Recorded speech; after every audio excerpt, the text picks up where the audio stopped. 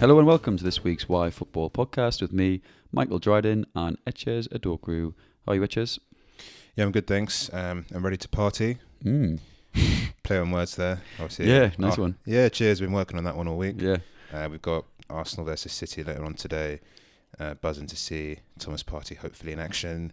Score prediction, I always do score predictions. Probably 6 or 7-0 to Arsenal. Oh, really? Okay, it's very, very logical. Huh? Yeah, very logical indeed. Got a week off work next week, which is good.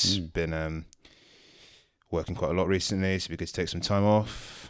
Probably see some views in my kitchen, maybe my bedroom, you know. Oh, nice one. Yeah. Also, the new Nigeria kit dropped. Managed to cop that. Got the away one, not the home one. Looking very sharp in it. I prefer the old kit, but that was really, really, really wavy, wasn't it? Yeah, it was really wavy. Didn't manage to get that one because it sold out. Bit of a sore one that, but got this one and it's looking pretty fresh. Anyway, how are you, Dryden? Yeah, I'm buzzing for the return of the Prem. Lockdown has came back in London, now Tier 2, so there's not much to look forward to, but look forward to the Premier League coming back. I've actually been checking out some vintage clothing markets. I realised I hadn't bought anything during lockdown, and I've been dressing like a 12-year-old boy, so that needs to change. Yeah, I'm glad you've noticed that, mate, because your dress sense is pretty poor. Thanks, mate. Yeah, no worries. Yeah. I haven't got anything else to add. I'm actually shocked you realised, so that's good. Thanks, mate. I appreciate it. This week, and in light of Black History Month, Etches will be looking into some of England's Black British icons and what they've achieved in the game. Before we start, please follow us on Twitter at @yfootball_ for our latest content. Please also follow and subscribe with us on Apple Podcasts, Spotify, and Acast for immediate access to future episodes. So, Etches, I've mentioned it's Black History Month, but why specifically this topic? Yeah, well, obviously, it's Black History Month, as you mentioned, a record 3 times already on the pod so far. But we've been really fortunate in England to have had some great black players over the years, including Ian Wright, legend Andy Cole, Thierry Henry, legend Didier Drogba, Vincent Kompany, just to name a few, that have created so many fond memories for fans throughout the English game. So I wanted to do an episode focusing on some of those black pioneers in British football. You know, we see so many players of black ethnicity in our game today. You know, you look at the England national team and you've got the likes of Saka, Maitland-Niles, Calvert-Lewin, Tomori, Tammy Abraham, and there's so many others, Loftus-Cheek, the list goes on. But that wasn't always the case. You know, if you go back 20, 30 years, the game looked very different.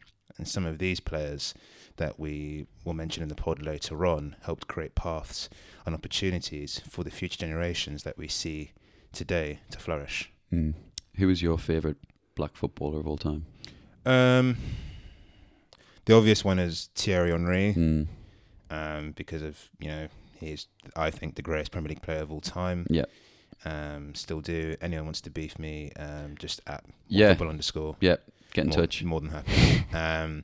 If not him, probably go with Yaya Toure. Oh, really? As an African myself, I thought he was exceptional. Yeah. In the Premier League for City, would be second, and then Vieira would probably be third. Mine would be Henry. Yeah. Despite being a Sunderland fan, I used to get my dad to buy Arsenal games on Sky on pay-per-view just to watch him. So that's an admission that I'd make on the podcast this week. Not a fake fan. Yeah, although, as you say, the history of black footballers in England and internationally goes back far further than Henry and the advent of the Premier League. So it's great to touch on it. So, Etches, who is up first? First is England's first black international scorer by the name of... I wanted a drum roll, but we don't have one. Okay. So Luther Blissett is the first one. So Luther Blissett was a striker by trade. He was born in Falmouth, Jamaica on February 1st, 1958, and trained at Watford as an apprentice until the summer of 1974, where he then turned professional. Back then, actually, Watford were in the 4th division, so for a lot of fans back then, Graham Taylor came in, worked his magic, and they shot up the leagues. Luther Blissett managed to score 6 goals to help them get promoted to Division 3, rocketed up to 21 in the next campaign to win promotion to Division 2. Luther Blissett remained consistent throughout those years, reaching double figures in each campaign. Watford finally reached the first division, with Blissett again an important figure with 19 league goals. Yeah, Blissett then went on to score 27 league goals in just 42 games in his first division season with Watford. It was during that brilliant season where Blissett made his England debut, scoring a hat-trick against which country? San Marino. The correct answer is Luxembourg. Fair play to Dryden. He actually had the answer on his screen. Just pretending not to. Yeah. So Luther Blissett then made 13 more appearances for England. Didn't actually score in any of the other appearances, but his rise during England that year after that stellar campaign earned him a move to Italian giants AC Milan for a fee of $1 million, which back then was a lot of money. Yeah, it's a hefty price for a deal in 1983. Yeah, a great business by Watford in the end, because obviously he came back and they made a profit on that. The year prior that actually did some digging, and Maradona signed for Barcelona for $3 million. The year prior. So I mean that shows kind of how big a deal that was for Luther going across to Milan. Well, I'll tell you what, $1 million wouldn't buy you now. It wouldn't buy you a Will Grigg. We paid $3 million. Let's not discuss it. Unfortunately, Blissett's time at Milan wasn't a massive success, where he only managed 5 league goals in 30 games. He actually then returned to Watford after one season for $550k. He enjoyed more success at the club, scoring 21 and 41 in his first year back, where he then played for 3 more seasons at Watford before joining Bournemouth. There in the second division with Bournemouth, he played well, frequently finding the back of the net, before one more move to Watford, and then after that there were moves to West Brom, Bury and Mansfield Town before he retired. Blissett, in his post-playing career, joined Watford in 1996 as a coach under Graham Taylor, who is obviously a coach who brought out some of his best football. But he left after they recruited Gianluca Vialli, who was said to have wanted his own backroom staff. Therefore, Blissett had to depart. Interesting. Quiz time for you, Etches. And just so you know, listeners, blanked out these answers, so only I can see them on the screen. Ooh. Can you name the top 5 most capped black players for England? Yep, Cashley Cole. Cashley. Yeah, that's number 1. Colossus Campbell. Who's that? Sol Campbell. Oh, right. He is 4th on the list. Rio Ferdinand. He's 2nd on the list. I was trying to think of a nickname for Rio, couldn't think of one. So I've got 3. 3 out of 5 so far. You've got 2 more left. You got 3rd and 5th left. Theo Walcott. No, but he's quite high on the list. He's got like 40 something caps. Yeah. Who's above that? John Barnes. John Barnes is 3rd. 79 appearances, 10 goals. And the 5th is an absolute hero. Might not get him though. Former Leicester and Liverpool striker Emil Heskey. Oh, the DJ himself. Fair play. 62 appearances, 7 goals. Fair play. That is pretty good. And the first black player to play international football, generally, according to Wikipedia, was Andrew Watson for Scotland in 1881. So it took England almost 100 years to follow suit. So next on the list is the first black player to play for England. Again, I'm missing that drum roll, but it is Viv Anderson. Viv hails from Clifton, Nottingham, and as a young schoolboy was on the books at Man United before he joined Notts Forest.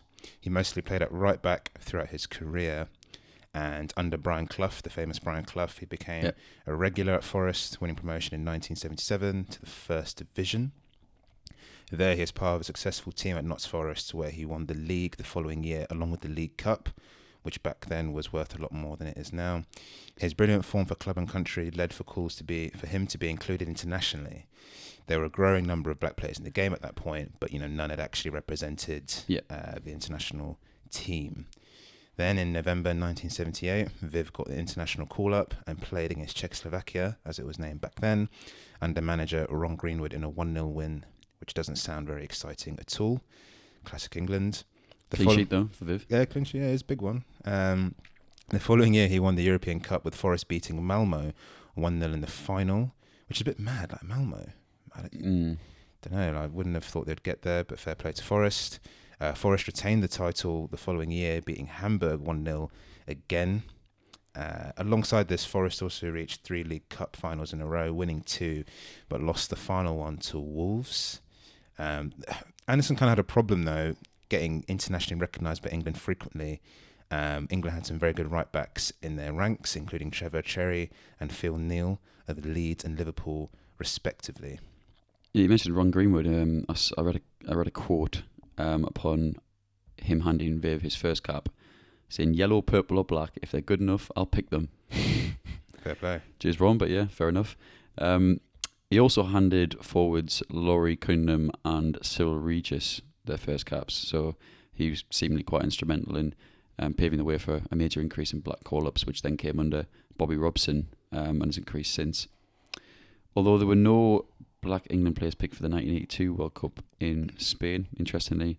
And also interestingly, Jack Leslie of Plymouth, I've been doing some more reading, was called up for England in 1925, so would have become the first black player against Ireland, but never made his debut, and seemingly, or mysteriously, his name disappeared from the team sheet, his family saying it was due to racism. Yeah, I read a bit about Jack Leslie as well for this pod, and yeah, it's quite a shame that a debut internationally for a black player took so long.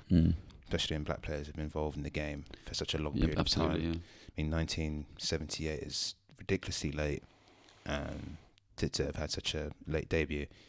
But moving back on to Anderson, he then moved to Arsenal for around 250k, where he also collected a League Cup medal and returned to the England fold, featuring often for the country. He actually scored his first and only international goals during an 8-0 thrashing of Turkey.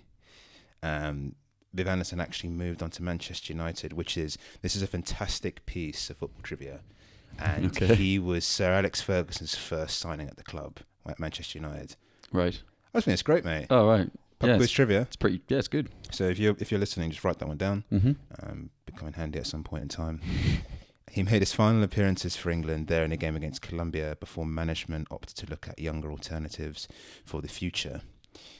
At club level, Anderson was said to have been crucial in helping Sir Alex Ferguson build a winning squad, offering support to younger players and being a professional himself. Results at United improved during his time there, and he did pick up a FA Cup winners' medal in 1990. However, by this point, he was no longer first choice and wasn't in the squad for that win. A young Paul Ince was selected instead, and with the purchase of Dennis Irwin that summer, Anderson only played 3 times, unfortunately, in his final season at United. Following that, he had spells at Sheffield Wednesday, Barnsley, before coaching at Middlesbrough. Aside from that player-manager role at Barnsley and a brief stint as assistant manager at Borough, Anderson didn't really embark on any other coaching roles in the game. He was awarded an MBE in the year 2000 for his services to football. Yeah, he hasn't been around in the footballing picture for a while, has he? The final player I want to discuss was former England and former United midfielder Paul Ince. Paul Ince became the first black man to captain England and the first black British Premier League manager. Before we start, Dryden, who is the first black Premier League manager? Chris Hughton? That answer is incorrect. Oh, nice one. Another guess? Can you give me a clue? This player was famous for...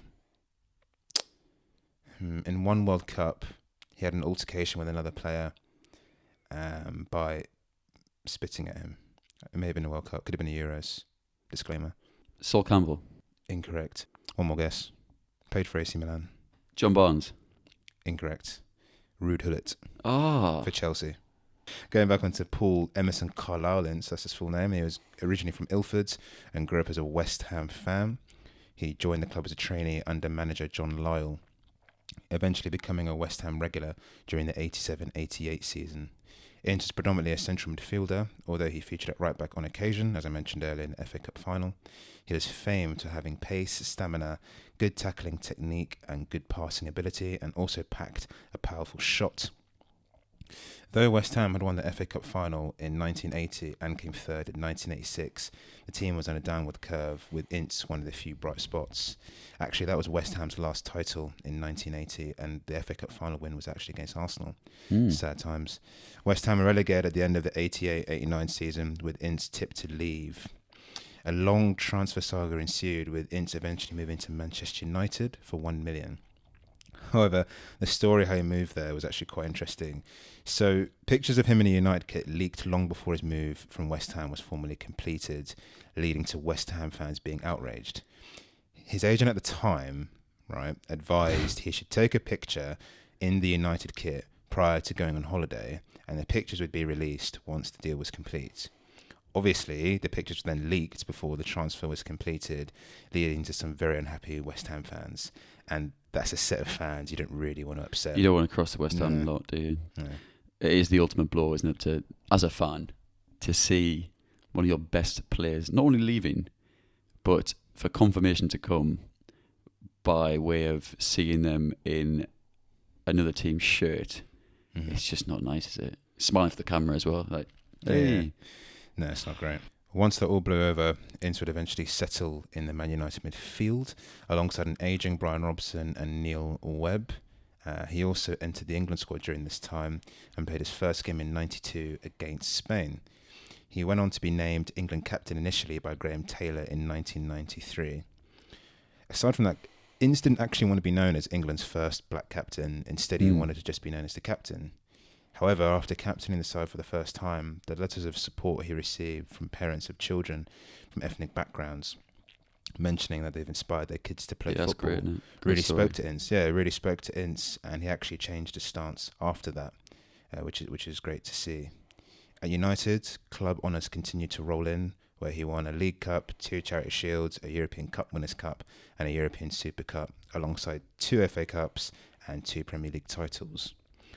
However, in the 94-95 season, United finished behind Blackburn, that famous Blackburn win with SAS up top. Yep. For those of you who don't know, that's Shearer and Sutton. Cheers, mate. Shearer, great Premier League striker. Alan Shearer. Oh, right, yeah. Thanks. Oh, yep, cool. And Chris Sutton, one of the worst football pundits around.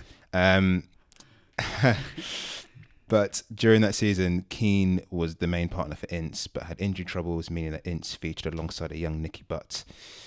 That summer, Ince was sold to Inter Milan for a huge fee at the time of 7.5 million. Fans are said to be very unhappy about this, but his relationship with Ferguson wasn't brilliant. We know Ferguson has issues with players in the past, Jaap Stam, David Beckham, Roy Keane. Ferguson once referred to Ince as a bottler. Not very nice. Apparently he was quite hard on the challenge as well, so unless he's referring to something else. Big game, not a big game player perhaps, but that's rude, isn't it? Yeah, I'll tweet Fergo after this and see what he's saying. Yes, let me know. Ince played well in Italy and was a regular feature in the England side, but wanted to come home for family reasons. I believe he wanted his son, young Tom Ince, to go to school in England. He joined Liverpool, where he wasn't successful in terms of winning honours. He was there for 2 years, where the infamous Spice Boys were created. You know that picture where I think it's Jamie Redknapp, Steve McManaman, Robbie Fowler, and someone when they're wearing the white suits. Oh yeah, have you seen God, it's shocking, isn't it? Yeah. So yeah, the Spice Boys unfortunately didn't win anything, and Ince was off after 2 years. The following years, he had moves to Middlesbrough, Wolves, and Swindon, as well as Macclesfield Town. Swindon and Macclesfield Town, he held player/manager/coach hybrid roles. Internationally, he retired in 2000, having collected 53 caps and 2 goals. So, Dryden, who did Ince score his 2 international goals against? One team. Azerbaijan. It's not a bad shout, to be fair. It's wrong there. Kazakhstan. Is it a stan? No. No. Okay. Iran. Okay, we'll stop that there. It was against San Marino. Oh, I usually guess San Marino. Yeah, you normally do. Post-retirement, Ince is actually one of only 9 black managers to have coached in the Premier League. After hybrid roles at Swindon and Macclesfield, he then coached MK Dons and then moved to Blackburn, where he then became the first black British Premier League manager. However, he was fired, unfortunately, after only 177 days, which is one of the shortest Premier League reigns of all time. He had further roles at MK Dons, Notts County and Blackpool, and he hasn't coached since 2013. Yeah, so I actually would have thought there was less than 9 black managers in the Premier League. Just shows how few opportunities have been had for black coaches. Ince also had a tough job of following the footsteps of Mark Hughes, I believe, left for City after doing quite well at Blackburn. He finished 7th in his final season there. Ince then took over, so it was quite difficult shoes to fill. I think he replaced Brad Friedel with Paul Robinson. Didn't really work out. But to be fair to Ince, Blackburn have fallen off since then. The Venky's haven't managed the club very well. Although that Hughes team did have the legends that are Benny McCarthy, Morton Gamst Pedersen, and Roque Santa Cruz. So just thought I'd mention that. And David Dunn, actually, a very unassuming player, but had a lot of good technique. Thanks for that. Really appreciate that bit of information. Kind of looking at these managers, these players, some of them are managed, some of them haven't. You get the feeling that 9 black Premier League managers really sticks out. Seeing that Ruud Gullit was the first in, I think, 96 or roughly around that time, and we're now in 2020. To only have 9 is quite massive. Yeah. I think even more recently, looking at Sol Campbell's exploits in the Football League and how he started at the bottom of League 2 to get his opportunity in football, you do beg the question whether black managers are given a fair chance. I do want to do a separate pod on this altogether because I think it's such a wide-ranging topic. But when you think of the likes of Ashley Cole, I believe, who's coaching youth ball at Chelsea at the moment, Sol Campbell, who is out of work, I believe. Yeah, he's out of work. Yeah, I think it just kind of highlights that some of the black players in our game, it's just not really a level playing field in terms of management. You're getting some of these fantastic players with brilliant international careers, and the majority of them either don't seem to manage at all, or if they do manage, the opportunities they get are quite difficult and not particularly fair. When it comes to recruitment and when it comes to management, you should always say, and it should always be the case, that the best person gets the job. Always should be. But is that really the case in our game at the moment? Is it a level playing field for all the candidates that are going forwards? And I don't think particularly at the moment it is.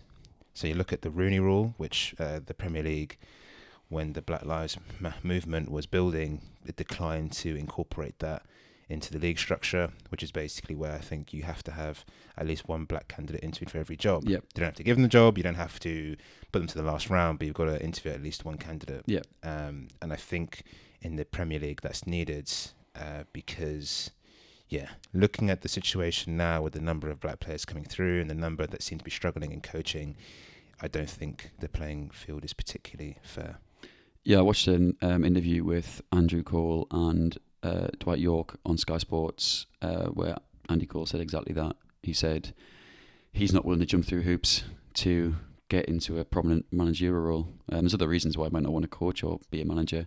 Whereas Dwight York had said that actually he was motivated and determined, actually, and maybe that was an even more of a motivating factor to actually break that and prove all these people wrong, or people who do doubt that black coaches can make it in the game. I also think like someone like Frank Lampard, for example, he's a legend of Chelsea. He is known as having quite a high IQ, quite a clever guy, very personable guy. I can see why he's been given an opportunity like he has. If he was black, I just don't think he would be Chelsea manager. No. That's just, I could be wrong, but I just don't think he would be because, the trend, as we've discussed, is too stark. I don't know, I can't imagine Didier Drogba would have been installed. He was installed quite boldly after, a season at Derby? Yep. I just don't think if he was black, he'd be installed as manager. No, I completely agree. And I think the Rooney Rule would be really interesting in the Premier League to try and promote or at least drive, black managers being interviewed. A good example is Eddie Newton, former Chelsea coach and player. He said that he stopped sending his jobs applications in England because he felt it'd be overlooked. It worked both ways. For the jobs of manager positions, which is what he wanted, he was underqualified. Some of the coaching roles he looked at, he was overqualified, and he was just stuck in a hole. He's now found some success out in Turkey with Trabzonspor, where they've actually signed your favourite player on loan with an option to buy.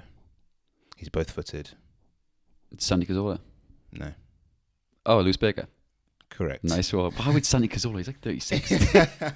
But, it still hits home that, these guys really feel the door is closed to them in England, and that needs to change. And I believe the Rooney Rule could do that. Absolutely. So I think that's all from us this week, Etches. Thank you all for listening, and tune in next week. Cheers, guys. Cheers.